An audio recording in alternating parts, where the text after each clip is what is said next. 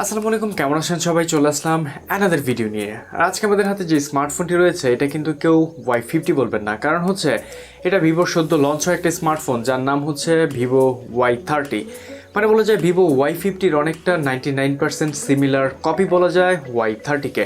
তো এই ফোনটিকে ভিভো বাংলাদেশের বাজারে 18,000 টাকা লঞ্চ করেছে। তো আজকের ভিডিওতে বলবো Y50-র মতো দেখতে হলে কি Y30 Y50-র মতো পারফর্ম করতে পারবে। তো প্রথমে বলে দিই, আমাদের ছোট্ট চ্যানেলটি সাবস্ক্রাইব করে পাশে থাকার অনুরোধ রইল। আর অ্যাজ ইউজুয়ালি সাথে শোভন আছে আপনাদের সাথে, আর আপনারা দেখছেন unboxing missile. So let's begin the show.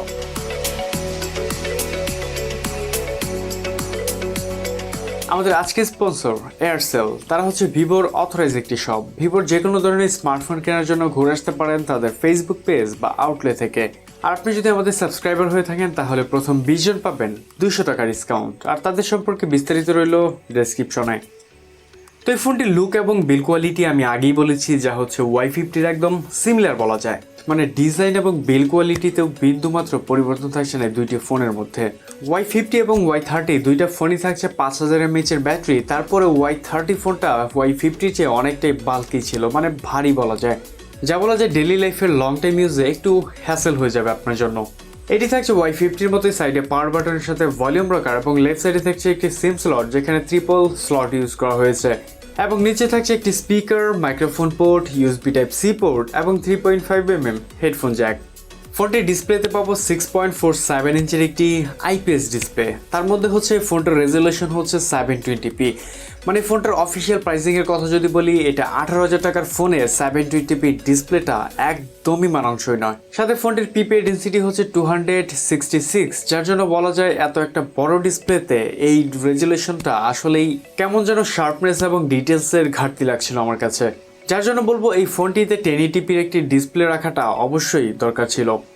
এবার ঘুরে আসে স্মার্টফোনটির হার্ডওয়্যার সেকশন থেকে। এই ফোনটিতে ইউজ করা হয়েছে মিডিয়াটেকের হিলিও P35-এর একটি চিপসেট, যার জন্য বলবো এই বাজেট রেঞ্জের কোন স্মার্টফোনে এই চিপসেটটা আরেকটু ইমপ্রুভ করার প্রয়োজন ছিল।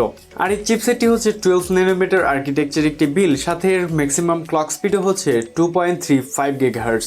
ফোনটির জিপিওতে পাবো PowerVR ZE8320। এবার যদি ফোনটির গেমিং সেকশনে যাই তাহলে দেখতে পাবো ফোনটিতে মিডিয়াম থেকে লো গ্রাফিক্সের গেমগুলো খুবই স্মুথলি পারফর্ম করতে পারছিল। সাথে হচ্ছে ফোনটিতে পাবজি প্লে করেছিলাম, যা হচ্ছে মিডিয়াম গ্রাফিক্স স্মুথ পর্যন্ত সাপোর্ট করছিল। এবং পাবজি গেম প্লেও মোটামুটি ভালোই বলা যায়, মানে ছোটোখাটো ল্যাগ বা ফ্রেম ড্রপ ছাড়া তেমন কোনো মেজর ইস্যু চোখে পড়েনি আমার। এবং ফোনগুলোতে 4GB র্যাম ভেরিয়েন্ট থাকাতে গেমসগুলো ভালো অপটিমাইজ করতে পারছিল এই ফোনটিতে, যার জন্য বলা যায় একদম 100% ল্যাগ ফ্রিবল গেমস না পেলেও মোটামুটি গেম প্লেবল এক্সপিরিয়েন্স পাবেন এই ফোনটিতে।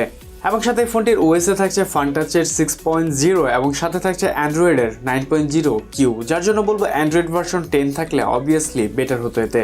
ফোনটির ব্যাটারিতে ইউজ করা হয়েছে 5000 mAh লিথিয়াম পলিমার ব্যাটারি, যার জন্য বলা যায় এই ব্যাটারি সম্পর্কে অনেকেরই আইডিয়া আছে। মানে আমি হচ্ছে এই ফোনটিতে 7 থেকে 8 ঘন্টার মতো এসওটি পাচ্ছিলাম। সাথে হচ্ছে এই ফোনটি যদি নর্মাল ইউজাররা ইউজ করেন সেক্ষেত্রে 1.5 থেকে 2 দিনের মতো চার্জ ব্যাকআপ পেয়ে যাবেন এই ব্যাটারিতে। আর এই 5000 mAh ব্যাটারিকে চার্জ করতে 10 ওয়াটের একটি ফাস্ট চার্জিং দেওয়া হয়েছে, যেটা দিয়ে ফুল চার্জ করতে 2.5 ঘন্টার উপর সময় লেগে যাচ্ছিল। এবার চলে আসা যাক ফোনটির ক্যামেরা সেকশনে। ফোনটির ক্যামেরা সেকশন বলা যায় Y50-র সাথে একদম 100% সিমিলার। এতেও থাকছে হচ্ছে কোয়াড ক্যামেরা সেটআপ এবং এর মেইন ক্যামেরা হিসেবে থাকছে 13 মেগাপিক্সেল একটি মেইন শুটার। সেকেন্ডলি থাকছে 8 megapixel ultra wide, 2 megapixel depth sensor এবং 2 মেগাপিক্সেলের একটি ম্যাক্রো লেন্স। এবং এই স্মার্টফোনটি মোটামুটি বাজেট লেভেলে স্মার্টফোন হলেও 13 মেগাপিক্সেল ক্যামেরাটি মোটামুটি ভালোই পারফর্ম করেছে। এবং এই ক্যামেরাটিতে ডেলাইট কন্ডিশনে খুবই ভালো ছবি পাবেন, তার সাথে ছবিগুলো বেটার অপটিমাইজ করতে পারে, যার জন্য বলা যায় ক্যামেরা দিয়ে তোলা ছবিগুলোতে ডিটেলস বা শার্পনেসের তেমন ঘাটতি ছিল না। সাথে ছবিগুলোর ডাইনামিক রেঞ্জ ছিল অনেকটাই ঠিকঠাক, ওভার এক্সপোজড কিছু হয়নি। এবং ক্যামেরাটি দিয়ে লো লাইট কন্ডিশনে ছবি তুললে ভালো পরিমাণ নয়েজ দেখা যাবে, যার জন্য বলা যায় একটু গুড লাইট কন্ডিশনে ছবি তোলার ট্রাই করবেন, যার জন্য বেটার ছবি প্রোভাইড করবে এই ক্যামেরাটি। এবং সাথে 8 মেগাপিক্সেলের আলট্রা ওয়াইড পাবেন, যেটাতেও খুবই ভালো ছবি আসছিল। এবং এরই সাথে থাকছে ম্যাক্রো লেন্স এবং ডেপথ সেন্সর, যার জন্য বলা যায় ডেপথ সেন্সর দিয়ে বোকে শট খুবই ভালো পাবেন এবং ম্যাক্রো শটগুলো ছিল খুবই ভালো।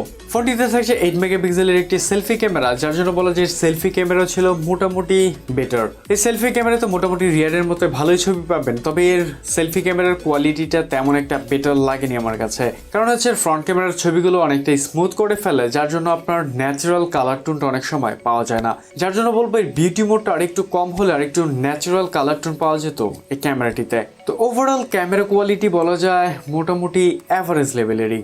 তো এই ছিল আজকের আমাদের Y30 নিয়ে ওভারঅল খুঁটিনাটি। তো এবার যদি বলি এই ফোনটা আপনার জন্য কেমন হবে, আপনি যদি মিডিয়াম ধরনের গেমার অথবা মোটামুটি লেভেলের হাই ইউজারও যদি হন, তারপরেও এই ফোনটি তেমন একটা প্রবলেম ক্রিয়েট করবে না। এবং একই সাথে এই ফোনটির প্রাইসিংটা আমার কাছে কিছুটা ওভার প্রাইস মনে হয়েছে। তাছাড়া মোটামুটি এই ফোনটির তেমন একটা নেগেটিভ দিক আমি ছিল না বলেই চলে। এবং একই সাথে বলবো আপনি যদি খুবই হার্ডকোর গেমার হন তাহলে এই ফোনটি আপনার জন্য প্রেফারেবল থাকবে না।